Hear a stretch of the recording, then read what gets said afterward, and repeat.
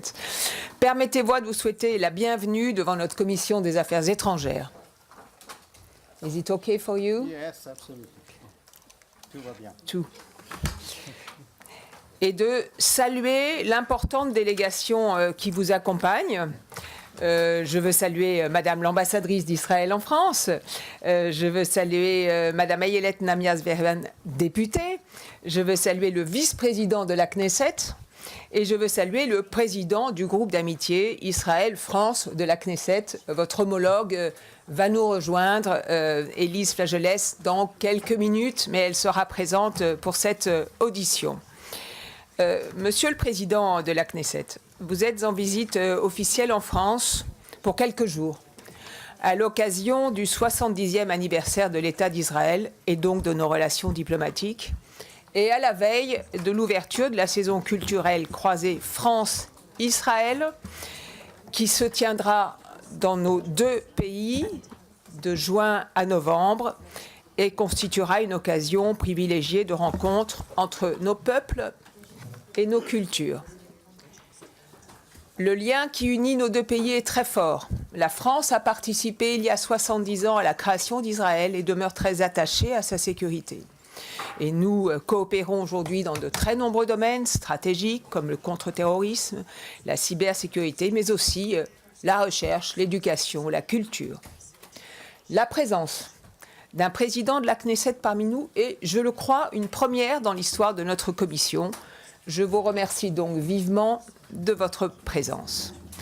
Et je veux former devant vous tous le vœu que cette rencontre soit utile, qu'elle nous permette d'échanger avec respect, mais avec franchise, sur la situation au Proche et au Moyen-Orient.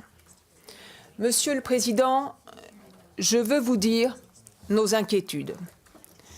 La décision du président Trump, soutenue par Israël, de se retirer unilatéralement de l'accord de Vienne sur le nucléaire iranien nous apparaît lourde de menaces sur la stabilité de la région. Un tel choix nous semble avoir plus de chances de déboucher sur le renforcement de tensions difficilement contrôlables, nous en voyons déjà les prémices, que sur un meilleur accord. Il nous semble essentiel, au contraire, de maintenir, de sauvegarder cet accord qui autorise un processus d'inspection utile sans faire obstacle à la poursuite de nos efforts d'encadrement du programme balistique et de la politique régionale de l'Iran. Cet intérêt à maintenir l'accord de Vienne a encore été rappelé hier à Bruxelles lors d'une rencontre réunissant l'Union européenne, la France, l'Allemagne, le Royaume-Uni et l'Iran. Concernant le processus de paix au Proche-Orient, vous connaissez, Monsieur le Président, la position constante de la France en faveur d'une solution juste et durable avec deux États, Israël et la Palestine, aux frontières sûres et reconnues, qui permettent aux deux peuples de vivre côte à côte dans la paix et la sécurité. Aujourd'hui, les négociations sont au point mort. Les tensions ont été ravivées depuis plusieurs semaines à Gaza et en Cisjordanie et se sont encore renforcées ces derniers jours dans le contexte particulier de l'inauguration de l'ambassade américaine à Jérusalem. Ces tensions ont donné lieu à une terrible flambée de violence à la frontière de Gaza qui a fait de très nombreuses victimes civiles palestiniennes, 59 morts, au moins 2400 blessés. Le président de la République française a condamné la violence des forces armées israéliennes contre les manifestants et a appelé tous les responsables à la retenue.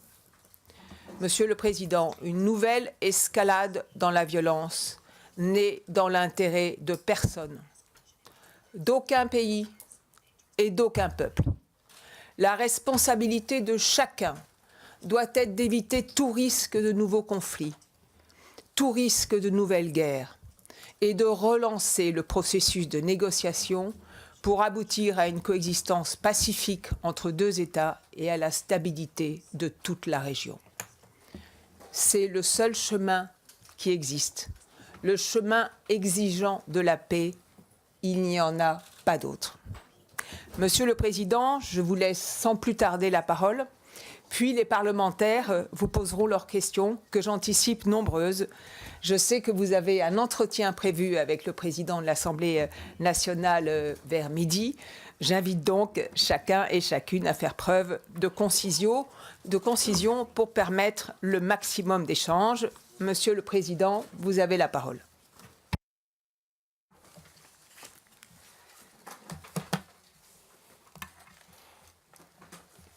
Thank you very much, Madam Chair, chers collègues. Chers collègues, malheureusement, je vais devoir parler en anglais parce que faire une présentation dans mon pauvre français serait horrible. Donc vous devez me pardonner et utiliser la traduction, l'interprétation. Merci, Madame l'ambassadrice, de nous permettre cette rencontre avec vous, Madame la Présidente, et je vois ici les membres de ma délégation, les présidents des groupes d'amitié, France-Israël, Israël-France, Elie Lalouf. Voilà, c'est une délégation multipartite avec les membres de la coalition au pouvoir et de l'opposition israélienne. Et comme vous l'avez tous mentionné, nous sommes tous très heureux d'être présents parmi vous aujourd'hui pour marquer la coopération parlementaire et la coopération en général entre nos deux pays. Nous arrivons ici du Sénat, d'un séminaire spécial sur l'innovation. Et si nous parlons de la diplomatie parlementaire, c'est une situation gagnant-gagnant d'avoir des parlements qui travaillent au nom de leurs citoyens à travers la coopération entre les parlements. Je crois que nous pouvons accomplir beaucoup plus dans la coopération pratique entre nos parlements au nom de nos pays, de nos nations. Nous avons beaucoup à apprendre les uns des autres et c'est exactement ce que nous tentons de faire ici. Dans 2 semaines, le président Macron et le Premier ministre Netanyahou vont officiellement lancer les cérémonies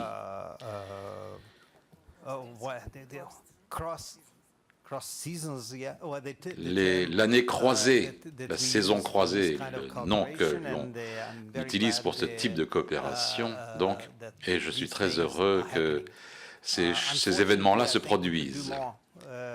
Nous pouvons faire beaucoup plus entre l'Union européenne et Israël. Je crois que cette commission a quelque chose qui connaît ce genre de choses. Nous serons plus qu'heureux si nous allons finalement pouvoir nous réunir et promouvoir une coopération correcte à nouveau. Ce n'est pas une demande, je crois que c'est une coopération qui est extrêmement importante pour les deux côtés. Madame la Présidente, vous avez soulevé plusieurs problèmes, plusieurs points, les points dont je voulais parler au cours de mes brefs commentaires avant de vous écouter, vous, ici. Je vais débuter par la question de l'ambassade à Jérusalem. C'était une semaine extrêmement émouvante à Jérusalem. J'étais très fier d'être présent aux cérémonies de l'ouverture, de l'inauguration de l'ambassade des États-Unis à Jérusalem. Un autre pays, le Guatemala, a ouvert il y a une demi-heure son ambassade à Jérusalem. La semaine prochaine, c'est le Paraguay qui inaugurera son ambassade à Jérusalem. J'espère et je prie que très près, dans un temps très proche, les pays européens vont suivre. Je crois que c'est tellement fondamental de donner à un pays le droit de désigner sa propre capitale, que c'est finalement quelque chose qui, à mes yeux, aurait dû se produire il y a de très nombreuses années. Mieux vaut tard que jamais, comme on dit ici aussi, et j'espère sincèrement que la position de beaucoup de pays changera à ce sujet. Pour des raisons un peu bizarres, il y a un lien. Nous sommes arrivés hier soir. Comme j'ai déjà confessé, mon français n'est pas très bon, mais j'ai regardé la télé hier soir et il y avait un lien direct, il y avait des directs, un lien direct qui a été fait entre l'inauguration de l'ambassade des États-Unis et les choses terribles qui se produisaient à la frontière de la bande de Gaza hier et le jour d'avant. Il y a plusieurs questions qu'il s'agit de poser. Tout d'abord, ce n'est pas une surprise. Je dois vous dire que dans plusieurs commissions de la Knesset, pendant des années, au cours des 2 dernières années, nous avons vu que le Hamas tentait d'organiser ce genre d'attaque sur les frontières, sur nos frontières, pour pouvoir avoir des activités terroristes dans cet environnement confortable de manifestation et de protestation.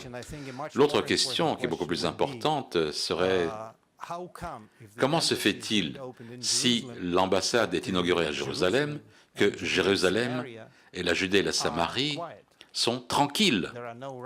Il n'y a pas d'émeutes, il n'y a pas de protestations, il n'y a pas de manifestations. Bon, quelques petites attaques de terrorisme, mais c'est quelque chose avec lesquels on vit. Je n'ai pas besoin de vous expliquer ici ce que sont des attaques terroristes.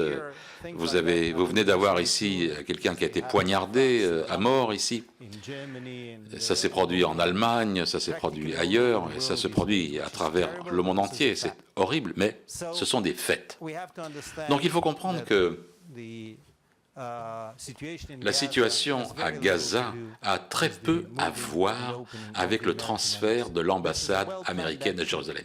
C'est une action très bien planifiée du Hamas qui utilise les populations, y compris des femmes, des enfants, des adolescents, comme boucliers humains. Et ne me méprenez pas. En tant que père, en tant qu'être humain, en tant qu'être normal, quand j'entends et quand je vois ces reportages sur des gens qui sont tués à la frontière de la bande de Gaza, pour dire le moins, je ne suis pas heureux. Pas tous ne sont des terroristes. Beaucoup d'entre eux sont des terroristes. Nous essayons, qui tentent d'utiliser ces manifestations, qui eux tentent pour tuer des soldats israéliens s'ils ont de la chance, entre beaucoup de guillemets, de kidnapper des soldats israéliens ou de pouvoir attaquer des citoyens israéliens. Mais tous ne sont pas des terroristes. Et il faut connaître ces choses intéressantes. Lorsque on a vu des attaques suicides. À plusieurs reprises, on pouvait voir une scène horrible à la suite des attaques terroristes. Une mère, la mère de ces terroristes suicides, apparaissait à la télévision et disait « J'ai 5 fils encore. Je souhaite que tous puissent aller se faire exploser et tuer autant de juifs que possible. » C'est terrible, terrible. On n'entend pas ces choses-là aujourd'hui. Les gens qui manifestent vers les frontières sont dirigés vers les frontières. Ils ne sont pas contents d'être là. Le Hamas, en passant, n'a pas réussi à organiser une manifestation de 100 ou 200 000 personnes. Si ça avait été le cas, vous poserez la question, comment ça se fait que 100 000, 200 000 personnes manifestent? Non, on parle de milliers de personnes qui sont véritablement traînées devant les frontières. Et croyez-moi, ils ne sont pas très contents d'y être. La plupart d'entre eux ne sont pas très heureux d'être là. Donc la situation dans la bande de Gaza elle-même, à juste titre, les gens sont désespérés. Ils ne voient pas d'issue. Voilà ce qu'ils font. Vous savez, à nouveau, je voudrais être honnête très brutalement. Madame la Présidente, vous savez, il ne faut pas se crier des slogans, il faudrait avoir une discussion, il faut avoir une discussion calme et sérieuse. Aucun d'entre nous, ni vous, ni moi, ni qui que ce soit de ma délégation ici, n'aimerait aujourd'hui changer sa place avec un résident de Gaza. Les niveaux de vie sont incroyablement mauvais, la condition de vie se détériore là-bas. Israël est le plus grand contributeur pour pouvoir améliorer la situation. Des centaines de camions pleins de produits médicaux, de produits de base, passent par le port de Kerem Shalom, chaque jour, par la route, chaque jour, viennent d'Israël vers la bande de Gaza. C'est une situation qui semble absurde, parce qu'il y a 3 jours, les activistes du Hamas ont mis Kerem Shalom en feu et ont mis feu aussi à un conduit de gaz qui fournit du gaz à Gaza. Ça me semble absurde, ça me semblait absurde il y a 2 jours. Je me suis dit à nouveau, en tant que personne normale, mais comment ça se fait? Nous, on leur apporte des choses fondamentales pour leurs besoins fondamentaux, et eux brûlent le checkpoint. Aujourd'hui, personne n'est surpris, parce qu'il y a quelques heures, ils renvoient 2 camions d'équipement médical et de médicaments qui étaient déjà dans la bande de Gaza pour leurs propres blessés, parce qu'ils ont découvert quelque chose d'horrible. Certains de ces équipements étaient marqués du tampon de l'armée israélienne. C'était de l'équipement qui a été pris à l'armée israélienne et envoyé à Gaza, et ils l'ont renvoyé. Je pense que c'est quelque chose que vous devez garder à l'esprit. La situation à Gaza est difficile. La population à Gaza n'est pas en bonne forme. Le Hamas est responsable de cela. Et à nouveau, je vais vous demander à réfléchir à cette même comparaison. En Judée-Samarie, l'autorité palestinienne, avec tous ses problèmes, et nous venons d'entendre il y a quelques semaines Mahmoud Abbas, Abu Mazen, prononcer un discours antisémite niant la réalité de la Shoah. Et merci que beaucoup d'entre vous, dans ce pays, ici en France, ont condamné ce discours antisémite. Mais eux coopèrent. Les standards de vie, le niveau de vie ne sont pas mauvais en Judée-Samarie. L'économie est stable. Est-ce que ça pourrait être meilleur? Bien sûr. Plus ils coopéreront avec Israël sur le plan économique, meilleur sera leur niveau de vie. C'est exactement la différence.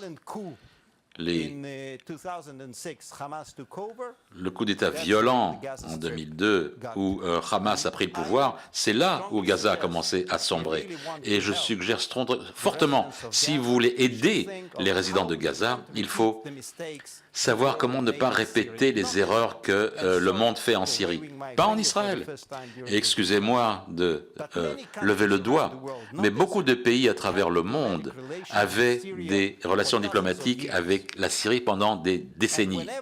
Et quand il y avait des débats sur n'importe quoi, les gens d'Assad, au sujet d'Assad, tout le monde disait « Mais oui, c'est un leader stable, on ne peut pas interférer dans les affaires intérieures de la Syrie. » Maintenant, les gens sont surpris. Comment se fait-il que des centaines de milliers de Syriens sont morts et que Bachar el-Assad les tue à coups d'armes chimiques? On n'aurait jamais dû arriver à cette situation en Syrie. Il ne fallait pas regarder de l'autre côté et dire « Ah bah oui, bah c'est le Hamas, c'est comme ça. » Il faut savoir comment aider la bande de Gaza.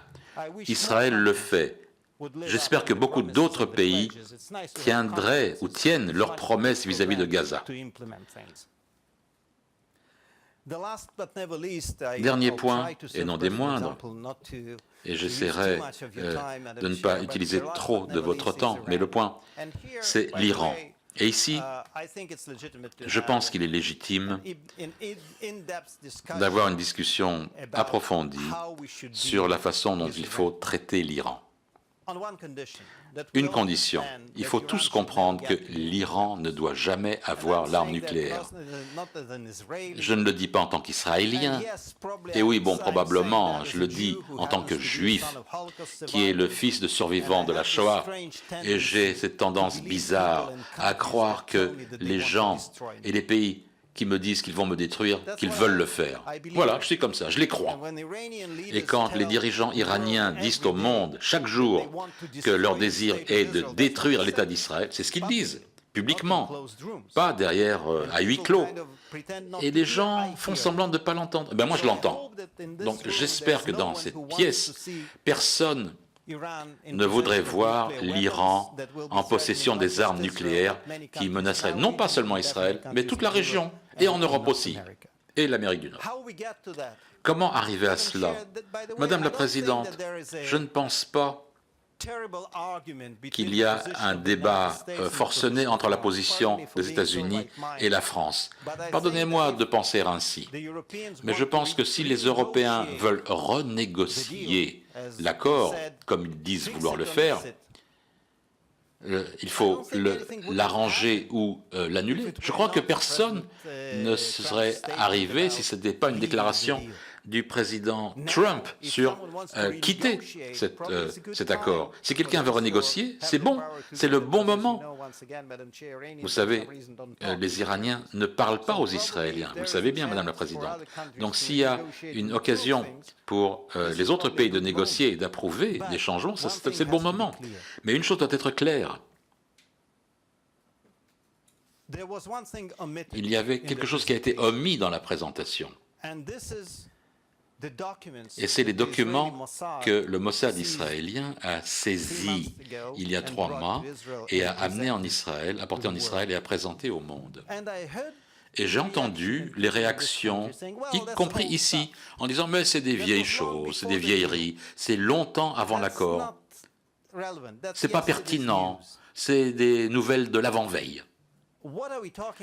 Ce dont nous parlons, lorsque nous parlons de limiter la capacité de n'importe quel pays d'arriver à l'armement nucléaire, on parle de 2 choses. Le processus d'enrichissement, pour certaines raisons, cet accord permet à l'Iran d'avoir des centrifugeuses, je ne sais pas pourquoi. Le Canada est un pays nucléaire, mais n'a pas de centrifugeuses. Si c'était véritablement pour du nucléaire civil, je ne sais pas, pour des besoins médicaux, pour de l'énergie, pourquoi a-t-on besoin de centrifugeuses? Mais il y a l'autre pilier ici, l'acquisition d'armements nécessaires, pertinents et de munitions pour créer la bombe et être capable de l'utiliser. C'est quelque chose qui a été totalement ignoré. Ça n'existe pas dans l'accord. Je n'utiliserai même pas le mot « ignoré ». Ça n'en fait pas partie, tout simplement. Ça ne fait pas partie des accords. Ça ne fait pas partie du système de contrôle, rien. Les documents prouvent que les Iraniens, par opposition à leurs mensonges quotidiens, essayaient et essayent tout ce qui est en leur pouvoir pour avoir cette capacité, pour acquérir cette capacité. Donc je vous suggérerais que, au lieu d'écouter mes explications, cette commission, ou probablement une autre commission pertinente, pourrait, dans quelques semaines d'aujourd'hui, inviter vos services secrets, les services secrets français, et leur poser la question, à huis clos, par exemple. Que pensez-vous, messieurs et mesdames des services secrets, de ces documents? Quelle serait leur position si, en 2015, ils auraient eu ces documents en leur possession? Quelle aurait été leur position? Je ne veux pas que vous fassiez confiance à ma parole ou à la parole des experts israéliens. Je crois que ce serait une bonne idée d'écouter à des gens de ce pays, des gens responsables de la sécurité de la France, et pas des gens en charge de la sécurité du Moyen-Orient ou d'Israël. Madame la Présidente, désolé si j'ai pris beaucoup de temps, mais